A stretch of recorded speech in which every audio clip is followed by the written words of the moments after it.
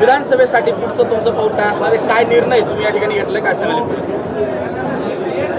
मी माझ्या सर्व कार्यकर्त्यांना विश्वास घेऊन आणि जिल्ह्यातील माझे पाठीराखे ज्यांनी आयुष्यभर साथ दिली त्यांच्याशी चर्चा करून आज निर्णय घेतला की योगेशच्या पाठीमागे उभा राहायचा आणि त्याला समर्थन द्यायचं, निवडून आणायचं. प्रचाराची धुरा तुम्ही कसं सांभाळणार आहेत? कारण की अनेक वर्षांचा तुमचा हा विधानसभेच्या अंगणामध्ये तुम्ही रणगाणात उतरलेला होता, तुम्हाला मोठा अनुभव आहे. आता एका पुतण्याला निवडून आणण्यासाठी अण्णा कसा प्रचार करणार? ते निवडणूक ही स्पर्धा एकदाच नसते. 5 वर्ष सतत मी लोकांच्या संपर्कात आहे, ग्रामीण भागात संपर्कात आहे, शहरात संपर्कात आहे आणि त्या मला विश्वास आहे की हा संपर्क आणि ही माध्यमं त्याच्या माध्यमातून निश्चित विजयापर्यंत आपण पोचू शकतो. अनेक दिवसापासून चर्चा होती, काका पुतणे एक वेगळे होते, वेगवेगळे मैदानात उतरले.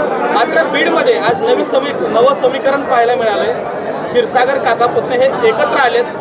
पुढं काय पाहायला मिळालं? आता काका पुतण्याच्या संबंधाची चर्चा राज्यभर चालू आहे. बीड अपवाद नाही त्याला.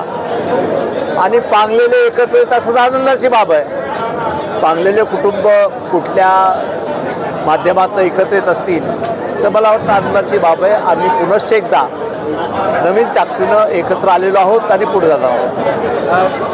बीडमध्ये एक चर्चा होती, काका ज्या पुतण्यावर हात ठेवतील त्या पुतण्यालाच गुळाला लागल, म्हणजे आज योगेश क्षीरसागरला गुळाला लागला. कसा हो. विजयाचा विश्वास? मला तर विश्वास आहे, जनतेवर विश्वास आहे. जनता ही सार्वभौम आहे आणि जनता उमेदवार निवडताना, आमदार निवडताना कधी बीडच्या मतदारसंघांनी जात पात धर्म हे पाहिला नाही.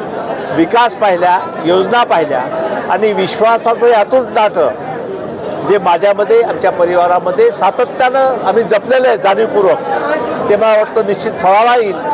लोक विश्वासानं मतदान करतील आणि योगेशला निवडून देतील.